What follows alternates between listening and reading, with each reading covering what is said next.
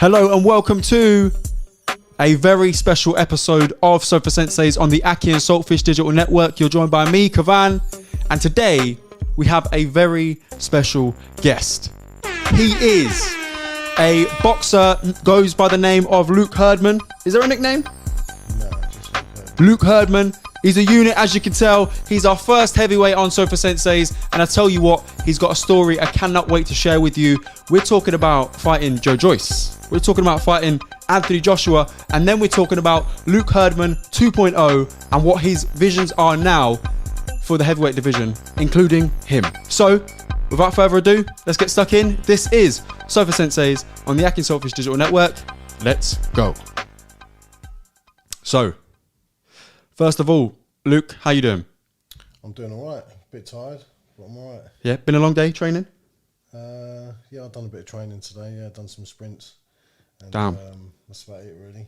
Sprints are painful. I've seen some steps on your story. Was that today? Yeah, I've done the steps today, yeah. Talk us through the steps. What are the steps? They're at Sywell Country Park. Okay, are those the... So I've been training there for a year, and then my boys, they come to stay with me a couple of weeks back, and we're walking round, and they said, "Oh, Dad, look at them steps." And I looked at them and I thought, how come I ain't seen them for a year? Like, you know, I've been walking around there for a year and ain't seen them. So now I'm doing the steps, running up the steps, and obviously it's doing me good because normal jogging, obviously, as I'm getting older, and not so much heavier, but it's harder on my body doing normal running. So doing the incline steps is actually easier and better for me. So there's a few heavyweights that seem to like that sprinting style as opposed to running. I know David Haye, he hated the long runs. He was much more of a sprinter, and I suppose that reflects in his fighting style as well, that explosiveness. Is that the same for you, that explosiveness in your style? Well, that's as I'm getting older. Obviously, I've only just started boxing again, so I'm working on more of the explosive stuff than more of the stamina. I've sort of got the stamina, but I need to relax more in the ring and do more explosive stuff and get through the rounds because of my age, you know. So yeah, we'll get into that as well. 2.0. Yeah. So what was your first introduction into boxing? My first fight was when I was 20 years old, and obviously the reason I started fighting is because I was going to end up in prison because I was always fighting on the street. And obviously in our household it was all up and down with my mum and dad and that, you know. So my mum and dad were always arguing and fighting, and then I got really angry as a kid, and then I used to end up fighting on the street all the time. So getting arrested every weekend, and then my dad got hold of me and said, "Listen, you're going to start fighting." I really didn't have a choice. And I was good at it, you know. And then obviously my first fight was 20, and I stopped this guy. He was a travelling guy, and I beat him first round when I was 20. Wow. First amateur fight. Yeah. That's a hell of a start. Yeah. When we're talking as well about, you mentioned he was a traveller guy, there's a lot of boxers that come from a travelling background, and they're tough. They're tough guys. Yeah, they are. Yeah, they're good. They're good. And to stop one in the first round is an achievement. What did that make you feel like? Is that like, okay, this is for me, or did you feel like? Well, I didn't like fighting. I only done it because my dad wanted me to do it. Right. So, and even up until the point of me obviously boxing and getting to a higher level, I messed around at the sport when I was younger. So I wasn't dedicated. I wasn't disciplined. I never believed in myself. I never achieved what I should have achieved because I was doing it because my dad wanted me to do it, you know. But he taught me well, and my ability through like genetics, because my dad was a good fighter, I sort of managed to get through, survive basically in there. That's all it was really, was survival mode and my natural ability to box. What did your dad want from you out of boxing? Was it any amateur titles, professional titles, or was it just the outlet? He knew that I could go world to the top, but I never believed it. So why do you think you didn't have that belief in yourself? Because I was always messing around with drugs and getting into, you know, I started then selling drugs when I was at that age as well, and I only stopped selling drugs in 2016. So I was heavily involved in the criminal world and you know, selling cocaine and drugs and stuff like that, and then eventually getting hooked on it, you know. So, so that's why I never achieved what I should have, you know. So at this juncture, then, was boxing a constant throughout those decisions? You were talking about selling drugs and taking drugs eventually. Was boxing on the back burner at that point, or was it still part of your life?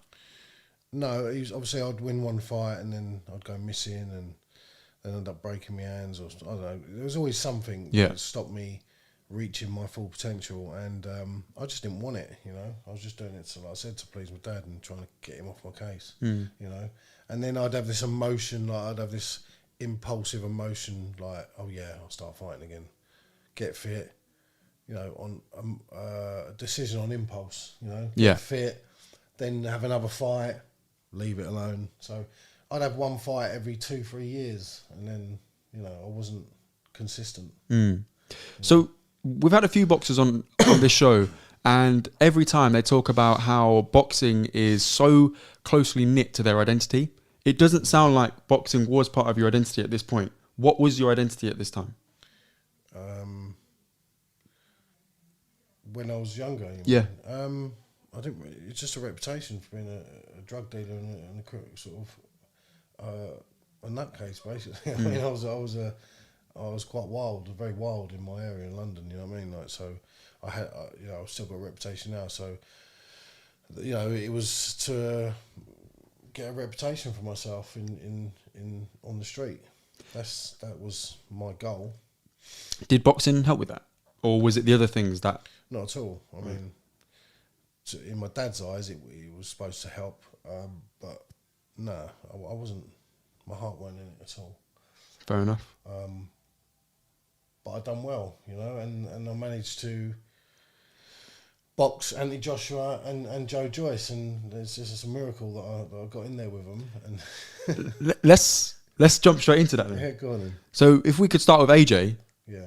You fought him when I think he was about 13-1 as an amateur? No, he had 17. 17 fights. 17 fights, yeah. That was I won I was in the ABAs twice, novice ABAs, got to the final and got beat. That was about 4 years before AJ. And then, obviously, you know, tried to rehabilitate myself again with boxing, and got fit, sparring, never as fit as I am now. And then went into the ABAs, because you obviously have to apply, go into the ABAs. And I'll be honest with you, what it was is there wasn't, the ABAs was not doing very well. There's not a lot of heavyweights about. Yeah. And there's obviously there's 3 stages, like you fight, and then you got quarterfinals, semi-finals, and then the finals. And basically, I got a bye to the final. So do you know what I mean? So I watched Anthony Joshua fight in the semi-finals, and obviously they draw it out of a hat. Who's going to win? Who's going to box in the final? So you just got straight in. Yeah, so I had to watch Anthony Joshua beat someone first, yeah. And then I was already in the final. Sweet, fast track. Fast track. Yeah. But obviously there was promoters already there offering him money. They knew he was going to be something special then, you know. Did you know at that point that this guy's going to be? Because I've been out the boxing scene for quite a while, because I was off my head, you know. So I didn't really know about him.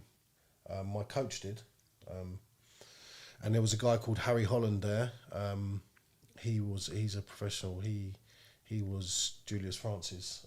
He was his manager, and he was in my corner as well.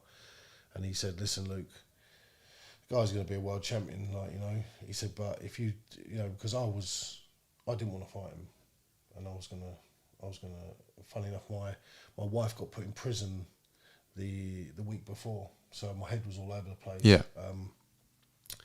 He said, "But go in there and give it a crack, and he said, in years to come, you'll say you fought a world champion." And that's his exact words that he said to me before I got in there. Mystic trainer right there. Oh, yeah. So I went in there, give it my best shot. He didn't really hurt me in the first round. I was boxing well, and then in the second round he caught me with a shot. He got the ump about something. I can't remember. It's on the video, and then right at the end of the second round, you know, he goes all guns blazing. Yeah. And then Peter Matthews, who's passed away now, he chucked the towel in. So I got stopped at the end of the second round. So at that point, did you think then after fighting him that he's going to be something special, or was it just another fight? This is a funny thing. I've done a little talk about it today. Like, no, I didn't, and I didn't want him to either. Yeah. So over the years of me being a drug addict, because my drug problem got worse from then, Right. real bad. And then so I'd always watch his fights and think, he ain't gonna win. Yeah. And he just progressed and become world champion, and I've become an absolute down and out drug addict. Yeah. You know. Do you think the drug addiction was fueled by the losses but not just the losses themselves, but the fact that you didn't commit yourself and then lost? Do you think that's reinforcing those messages in your mind about worth and belief and? Yeah, like obviously I started taking cocaine when I was 20, and then in 2016, obviously I believe in Jesus. Yeah. You know, and obviously that's my faith, and God saved me. Like, it's a miracle. Like, so I never knew nothing about Jesus, and so Jesus saved my life in 2016. Yeah, I mean, my drug habit just got worse, and then I was hooked on crack cocaine for 5 years as well. So it was terrible. You know, I was living in a little room and had nothing. You know, so, and then I'd watch them progress. Even Joe Joyce, you know. Yeah. Joe Joyce was like, I beat him really. He got the decision, but yeah. So like. So looking back at it all, I've always had on my conscience, you know, and they progressed further than the ABAs. They went to the Olympics and everything else, but I could have done that if I had the dedication and commitment like you. All I had to do was be in that era. I didn't have to be a world champion. You look at Chisora and these hangabouts that are multi-millionaires, and they're not even that great. I just had to keep fit, keep dedicated, and just be in that era of boxing, and would have done something special. You know, Chisora's resilience, if you will, and his ability to stick around the sport is seriously admirable. Because you're right, he's not that special. No, but but that's what I'm saying. Like, when you keep out of sport and you just commit to it, you go through them hard fights, you do all the sparring, and you're in the mix, and you just stick at it. It becomes. It's not a big thing, you know. So, and it's like now I've just had 2 fights in 2 months. Yeah. And I just need to keep at it. You know, even at my age, I just got to keep at it, and that's what they've done. They kept at it. And become world class, you know. Yeah. So that like I said, that was always. I always had a low self-worth and thought, do you know what, and kicked myself for years because I knew that I could have become something special, you know. And I think some of the things that reinforce that feeling of what you definitely could have been would be the Joe Joyce fight. You know, that was I mean, I look at that and I see where he's gone with it, and especially when. You know, he didn't even hit me once, like really. Yeah. You know, so like that's a bit disturbing. You know what I mean? Yeah, because like, you know, that's a bit disturbing. But good luck to him. You know what I mean? You know, God bless him. You know, but if we rewind 4 weeks ago, Joe Joyce was the boogeyman of the division. He was the man that the conversations were the conversations were saying Wilder doesn't want to get in there with him because Wilder won't crack his chin. Usyk will get ran through by Joe Joyce. Anthony Joshua wouldn't stand a chance. But this Anthony Joshua wouldn't stand a chance against this Joe Joyce. Then we saw the introduction of Big Bang Zhili Zhang, who exposed the speed deficiencies in Joe Joyce. Now, Joe Joyce has always been slow, but up until now, people couldn't exploit that. Yeah. But then Zhang came in and could exploit that, and actually had Joe Joyce on wobbly legs once, which we'd never seen before as well. And it's that southpaw style as well that seemed to have caught Joe Joyce off guard. But then again, people do say Joe Joyce came in too light for that fight. You don't know. I don't know what that, you know, if that is the case or not. But I think what's interesting is Joe Joyce has always been beatable, but it shows you the power of a marketing machine where they can build him up as this juggernaut who's unbeatable. Oh, cash cow. Exactly that. Yeah, like exactly that. Golden goose. Yeah. Yeah. So like, yes, yeah, and that's exactly what it is. But you know, it's like my dad says to me, you know, speed. Every great fighter had speed. Yeah. You know, speed and could defend, and you can't become world class because you take too many shots. I mean, like, oh yeah, because I can take a punch, I'm going to go to the top. No, that's not a game plan. No, that's not a game plan. And obviously, he realised, you know, but what a silly fight to take. Yeah, at this time as well. Yeah. When he was mandatory, if he just waited. Yeah, but you know, that's what I mean. Like, it's just, and there's no comeback from that. You don't think so? No. Rematch? No way. There's no comeback from a defeat like that. Yeah. It's shocking. Like when you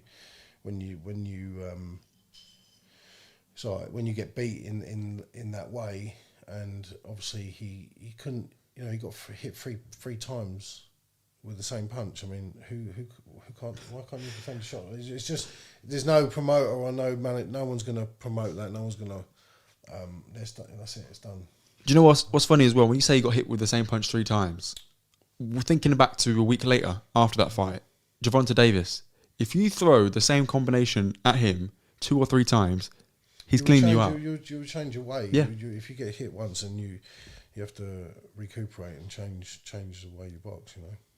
So obviously, you know, you're of the view that you beat Joe Joyce that night, but he got the decision on the cards. Do you think there's anything to that in the sense that people knew he was going to be this golden goose later on, or was that just the way boxing works? No, this Joe Joyce is totally different to Andy Joshua.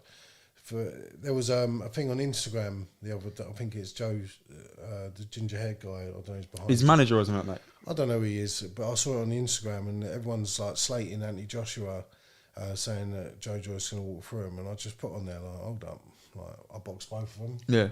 Yeah, and Andy Joshua is a dangerous fighter, and he ain't finished. He's no way near finished. Okay. Me, yeah. Let's come back to that. Andy Joshua is not.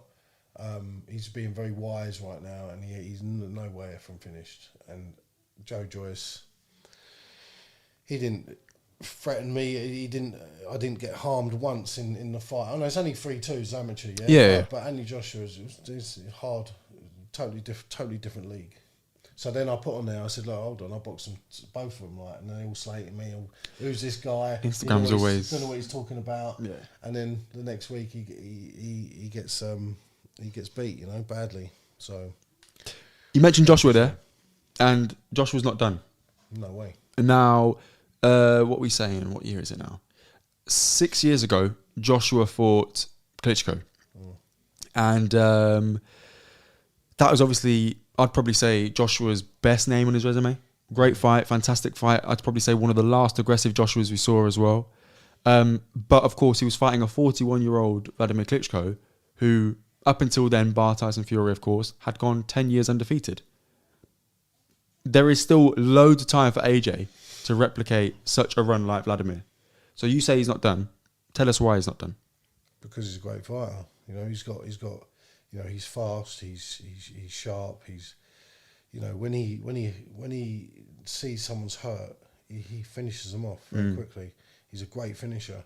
And all right, well, because he's got to the top and had a couple of defeats against Usyk. I mean, in the last fight he boxed against Usyk, he boxed really well. Yeah. He changed his whole style, adapted. He was moving his head, and he done the 12 rounds and lost on points, but he boxed well. Yeah. And everyone's like saying he's done. Well, he didn't get knocked out. He didn't. He just lost on points. And this last fight he's just had, he could have opened up at any time, I believe, and dealt with the other guy. I can't remember his name now, the American guy. But you know, it's his first fight back, and he just wanted to go through the motions. And why wouldn't you? You know, you ain't been in the ring for a long time. You want to get the rounds under your belt. You know what I mean? So I don't think he's done. It's that self-beliefing again, isn't it? I think Anthony Joshua, that is probably one of his weak points. And I compare him to Dylan White purely because Dylan White has lost 3 times by a vicious knockout each time. And you could argue... Dylan White's finished. Yeah, exactly the same thing. Yeah. You could argue that last one was the name... He's done. Yeah. But mentally, he still seems as strong as ever. Even if physically his punch resistance is gone, he seems mentally as strong as ever. AJ, despite only being stopped once in his career, seems like he's missing a trick. But I think his new trainer, Derek James, will do him a world of good. Yes, a lot of people don't see this, but he beat Tyson Fury, AJ. Wow. Yeah. What makes you say that? Because if I remember rightly, in 2010 he knocked Tyson Fury out in sparring. When he was amateur, yeah. Yeah, he was an amateur, like, so that was in 2010, and I'm pretty sure that happened. Like, you know, I think Tyson even said it on an interview. Tyson says a lot of things, to be fair. Yeah. Like Tyson Fury, he boxed that Australian guy and he got beaten up. Like, it's only because he had the cut eye and that. You know what I mean? Oh yeah. Is it Otto Wallin? That one? I don't know. I can't remember it. But like, you know, Tyson Fury is world champion, but I don't think that, you know, there's people out there who beat him. You know? That's a hot take. I can't wait. That's going in the thumbnail. That's going to be our quote of the day. I appreciate that one. I want to talk about your journey going pro. Now, I watched one of your videos earlier, and you mentioned how disappointed you were. The platform that I'm on is semi-pro. Yeah. It's a semi-pro platform, obviously. I'm going to get an international, hopefully get this international pro license. Okay. Can't get an English boxing border control license because of my prison and stuff like that, you know, so I doubt I'd get that. So what are your thoughts on that barrier to going pro? Because I see, is it Ty Mitchell? He similarly has gone prison for a different thing, and he can't get a pro license. But he argues that actually boxing is a route for him, you know, getting on his own 2 feet. But the board won't give him that. What are your thoughts? Well, for me, for you personally, yeah. To be fair, I'm not really, like I said, my main reason why I started boxing again and training. I got out of jail 14 months ago, and my main reason I come out of jail, grossly overweight in a real bad place, mentally and physically, and obviously seeing Joe Joyce going where he is and that and all that, you know. So I just wanted to get my head down, dedicate myself to boxing again properly, and I still, up until 4 months ago, didn't think I was maybe too old now. I'm 43 now, so too old to do it. But my main reason why I'd done it was to fill that void of failure. Yeah. So I've always felt for years that I failed. I could have done better. Obviously, if I dedicated, committed myself, you know, we can't turn back time. Yeah. So I wanted to fill that void in my life of failure, and dedicate myself and go and win. Because this Quest Boxing League, you know, it's a good. That's all you're saying, It's a good league, and they're going to bring people in to beat me. So for me, winning my first fight in 13 years, in February, that got rid of all failure, got rid of all doubt, everything out of my mind, because I dedicated myself for 14 months to boxing again, training hard and fighting, and I've gone out there and beat a really good seasoned pro. So now that failure, I know that I could have achieved what I wanted to. So that's my main reason why I started boxing again. And that's really inspirational, because when you're... Yeah, it's an amazing achievement. Yeah, you're talking to yourself at that point. Yeah, you're saying, look at me, look what I can do. Yeah. And that's really powerful. And I think, again, doing it at 43 as well is a major message in itself, because you're showing people, our listeners, that it's never too late to prove something to yourself. No, that's right, definitely not. So, boxing, that Quest League, you mentioned they're going to bring someone. They're trying to bring someone in to beat you, and that's because obviously you got the AJ, the Joe Joyce on your resume, right? Yeah, and they know they're boxing as well. So Alan Foley, who is the you know, the main guy that runs it all, it's his business. I said to him, obviously, look, I want to box again, and then Luke wants to box again. So they didn't sort of.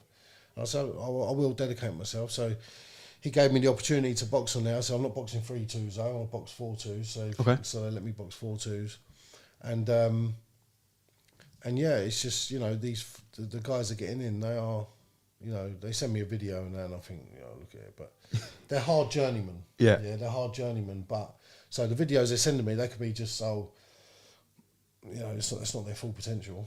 You know, when they're coming on the Quest, it's on TV. Yeah, it's going to be broadcasted. You know, right. So, and obviously they're getting in with someone with a lot of experience. So they are coming out to beat me. I'm interested in why 4-2s and 4-3s and not 3-3s. Because it's Quest, it's a faster platform. So right from the bells, it will go. You know, you don't have time to, like 12 threes. You know what I mean? Yeah. So when you're a pro, like, you'd have 3 rounds just looking around and, you know, checking each other out or taking it easy for the first few rounds. It's not. It's 4-2s and it's all go. So what does that do to your training and then your mentality? If it's just go, like it's just a faster pace, isn't it? The boxing's at a faster pace, and you've only got 2 minutes and 4 rounds to prove what you need to prove. So yeah, right from the off, you've got to establish yourself in the first round. So you mentioned in one of your videos that you posted on Facebook about being in the best shape ever. Yeah, I am. Yeah. And could you explain what that looks like? As in, what's a day in the life of Luke Herdman 2.0? Now you're in the best shape of your life. What are you doing every day to stay in that shape? I'm working every day as well, so I'm grafting as well. So, wow, so you've got two careers going on. I've got my own little flooring business, and obviously I come from London, got out of jail, and funny enough, 2 ministers, because when I was in jail, I was helping with the chaplaincy, with the church and that, and they offered me a room in Northampton. The chaplains, the 2 ministers from the church in Northampton, they said, "Luke, do you want to come and live with us?" So I come and lived in Northampton. I don't know anyone around here, so I just set up base here, set up my business, and so I'm up at 5:30 every morning, and then I'll be training, do an hour's cardio before I do anything, and I've also got to walk my dog and that as well, and then and that's it. I'll go to work, and then obviously I'm now training at Camberley Boxing Club on Sundays. I'm at King's Heath. Okay, yeah. Mondays, Wednesdays, and Fridays, sparring with the lads down there. So yeah, I'm just training every day, but my whole body is so from 14 months ago. My whole body now is just like a different machine. It's like I would never thought my shape and I never believed I could get as fit as I am now. What's the diet like? Quite amazing. Yeah, my diet at some point so I have like 6 meals a day, like 6 o'clock, 9 o'clock, 12 o'clock, 3 o'clock, 6 o'clock, 9 o'clock. Yes. So and there's always got to have protein in each meal, and then that's it really. That's that heavyweight diet. We've spoken to a few fighters who are considerably lighter than yourself, and they talk about the plights of making weight. Does it feel good to just be a heavyweight and not have to make weight? Not really, no, because I want to look good when I'm Fair enough. It doesn't mean like eat what you want. I want to be an athlete. I want to look good as a heavyweight. I don't want to be a fat heavyweight. Yeah. What's the point in that? Fair enough. I think the UFC was on last night, and there was a couple heavyweights on the card, and basically they're middleweights who are just lazy, who haven't eaten right, haven't trained right, and it shows physically. So it's interesting that despite not having a weight to make on paper, you still want to keep yourself in both physically good shape, but also 18 stone aesthetically. I am, but I need to drop. I've also stopped dairy as well recently. Okay, same. So I'm just it's quite hard work that. I thought it'd be easy, but it's not. So I'm stopping dairy. Well, I have stopped dairy. And so there's a couple more key come off. Nice. But yeah, just in real good shape, and just keep plodding along, ready to go again in September. So you said you had 2 fights in 2 months. I've had 2 fights in 2 months, yeah. Both wins. Yeah. And you're back out again in September. Back out in September, yeah. What's the goals with Quest? Now? Yeah, what's your vision? My vision now is just to motivate people and be a bit of an inspiration, and especially someone that's had a life of drugs and crime, and I've had a right messy life, you know what I mean, and a lot of battles in my life.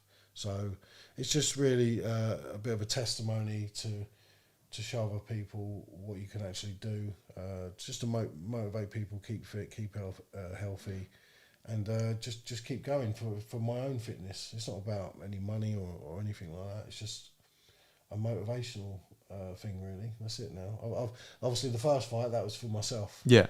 To get rid of that failure out of my life, and I've done that, so I'm at peace for that. And now going forward is just a keep fit thing, I suppose. Are you proud of yourself, Luke? Yeah. I can see it, man. Yeah. I can see it. I can see that. It's super important when you're telling yourself that I can do it, I will do it, and now you've done it. Yeah. That's going to last forever. Yeah. 100%. And the fights are on YouTube as well, so they'll last forever. Yeah. So you can say to people, look, I did this. You know what I mean? That's good. Yeah. Wicked. And my kids as well, my 3 boys. I haven't really seen them a lot. So and I'm seeing them a lot now, and they're brilliant, man. Really inspired by their heavyweights. Yeah, They of spar course. with me and they can hit. Yeah. You know what I mean? So Yeah. that's going to be good. So they're going to be good. You know what I mean? Love that. They have a mentor. Yeah. You can show them. Yeah, And also, being 43 and dedicating yourself and your diet and your training, you can lead by example. 100%. That's brilliant, man. Let's talk about the division. So we've spoken about Joyce, AJ. How do you think someone like you with your style and your attributes would fare against Zhang? I won't fight him. Smart move, man. Smart move. Swerve that one. I'll spar with him, you know what I mean? But Yeah. I wouldn't fight him. I'm not, you know, I'm doing all right as where I am, but you know, it's like, you know, they've been at it for years and years and training and dedicating. Yeah. So I know as a fight, I spar with Nick Webb. Nick Webb's a good friend. Oh of yeah. mine. Is so he from Brighton? Is it?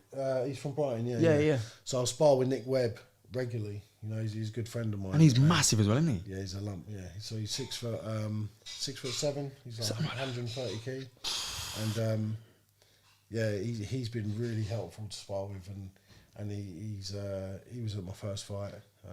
Brilliant, man. So yeah, so I spar with Nick, and you know, Nick's dangerous. He's a good fighter. Yeah. And you're around, so that'll mean you're around like Scott Welch and that type of people as well. Scott Welch, yeah, Scott Welch. Before I went to jail, I got myself fit. So it's always been my motivation to get back in the ring. And before I went to jail, I was in good shape, but not as good shape as now. And Scott Welch, because I was sparring with Nick a lot, Scott Welch had invited me down for a sparring session. And I think there's a Polish guy called Kamil Sokolowski or something like that, yeah. So I sparred with him. I've done really well against him. Because he used to be European champion, I'm sure. Yeah, but he boxed Dillian White and Chisora as well. And Nick Webb. Yeah. So I sparred with him, and Scott Welch was in my corner for 2 rounds there. Yeah. So, but yeah, it was good. It was good. Go on. Yeah. So that's it. Really, it's just a keep fit thing now, and just to motivate people, and that's it. And obviously share my testimony of where I've come from, and also my love for God as well. You know, because if you put God centre of your life, centre of what you're doing, He will always help you. You know what I mean? And you're living proof of that. 100%. Last couple of things. Just want to mention Wilder. Thoughts on Wilder? Where does he go? Obviously, he's lost those 3 fights to Fury. Where does he go next? Do you think he beats people like Joshua, Joyce, Usyk even? If Joshua gets hit by Wilder, then he's gone, isn't he? Yeah. If anyone gets hit by Wilder, he's gone. But Andy Ruiz will beat Wilder. Okay. 100%. Because there are rumours about that fight, isn't there? I don't know, but Andy Ruiz, he's slippery. Like, the way he's so sharp, the way he moves. Speed in his hands is mental, yeah. So I want to see that fight. That will be a good fight to see because of, like you say. Yeah, you see what he done to Ortiz. Yeah. You know what I mean, Ortiz is what a good fight. Yeah. A proper fight. Yeah. But yeah, so, and look, let's get it right. Like Joshua and Tyson Fury, no matter what Tyson Fury says, he'll fight anyone here and back. Listen, he's protecting a lot of assets. Right? He is not going to risk. They're businesses, aren't they? Yeah. He's not going to risk. You know what I mean? That's why he didn't fight Usyk. You know, Fury probably has, I don't know, 10 million plus riding on being undefeated, if not more. The whole idea of being undefeated makes him an extra 10 mil per fight. So for him to risk it, like you say, fighting an AJ, fighting a Usyk, it's not a good business move. I mean, as fans, as SOFA Senseis, from my perspective, I want to see those fights, but from a business perspective, it's like I understand. When Tyson Fury took on Deontay Wilder, he knew he's only got to avoid The right hand. The right hand. Yeah. Yeah. But like with Usyk, he's got to avoid. Usyk would have beat him. Yeah. It'd be like hitting a big punch bag. Yeah. And getting out of the way. Every time Tyson Fury's thrown a shot, I believe that Usyk would have hit him for 4 back. Yeah. You know? So. Right. One more thing I want to pick up on before I get to the last question is around, you mentioned Julian Francis at the start there. And obviously we saw that big viral video of him as a doorman at Box Park. Now, what are your thoughts on that? Because... What's that? So you knocked someone out, didn't he? Yeah, exactly that. And he lost his job initially, but then the owner of Box Park said, wait there, have you seen the video? Like, he did what he had to do, and it's about that preemptive strike. And obviously, as a man who's fought Mike Tyson, he's a heavyweight and all that sort of stuff, he knows how to handle himself. But have you ever worked on the doors? Is that ever something you've experienced? And, you know, people, once they have a few drinks, you know, they think they're heavyweights, but like you say, with your skill, has that ever been in a scenario you've encountered like that? Yeah, but he wasn't getting attacked, was he? I think the guy. He was just running his mouth. Yeah. And just making a bit of a disturbance and just phone the police on it. Right. Okay. Cool. So that would have been one where you say, all right. Just phone if you're yeah. And the guy's like tiny, wasn't he? Yeah, he was a small guy. Yeah. You know what I mean? He was one tiny guy. Yeah. But it's one of them things. It divides opinions. And listen, if you're a trained fighter and someone's off their nut in the street, they don't see the punch coming. Right. Your body, the nervous system doesn't send a message to the brain quick enough. So get out of the way. So you're going to get knocked spark out. Concrete floors and being outside. It's just not worth big risks. I mean, yeah. If he would have gone down, not woken up. Different conversation we're having right now. 100%. So yeah, there was no point in hitting him personally. I appreciate your viewpoint on that one because the internet has a divided opinion. You mentioned it yourself in the comments section of that video about Joe Joyce and Anthony Joshua. People have divided opinions, and it's good to be a Sofa Sensei here and have your opinion on that, given that you yourself are a heavyweight, semi-pro boxer, and then Julian Francis, of course, has his career as well. The last thing I want to touch on is around the lessons you'd like to give our listeners for this episode. Now, I think you've got a story that can inspire many, many people. Again, I'll go back to it. That self-belief part is really, really important. And also, I want to say the word forgiveness as well. Forgiving yourself for your past and some of the things that, maybe you made the wrong decision on. But I'd also lean on the fact that actually everything you did got you to this moment right now. 100%. And that's really important. So what's your message to the listeners? Mainly for young people, really, isn't it? You know what I mean? Yeah. So for young people, especially to mum and dad, if there's kids that are in any sort of trouble, messing around the streets, with all the knives and all the rest of it, and get them into a boxing club, get them into the nearest boxing club, and take them there 3 times a week, and get them boxing and get them into something. You know what I mean? And don't let them hang around on the street. Don't let them hang around on the street and get in trouble, So, boxing, boxing saved my life. I mean, many times on the street, the fact that I knew how to box when I did get in trouble on the street and had to defend myself, I've never ever been a bully in my life, so, but I've never lost a street fight either. Yeah. So, so it does help. It helps for self-defense, it helps for a lot of things, but also, and that self-belief, that could have only come from, it's like now I'm 43 and I'm doing what I'm doing. I'm like, it's madness, It's like everything was set out. Set out for me. There's a reason why I'm not bothered about that anymore. You know what I mean? But it's just, just the way it is. But yeah, the main message is to just get your kids into boxing. Boxing's a great thing. And I know I said that was the last question, but you mentioned about just staying off the street.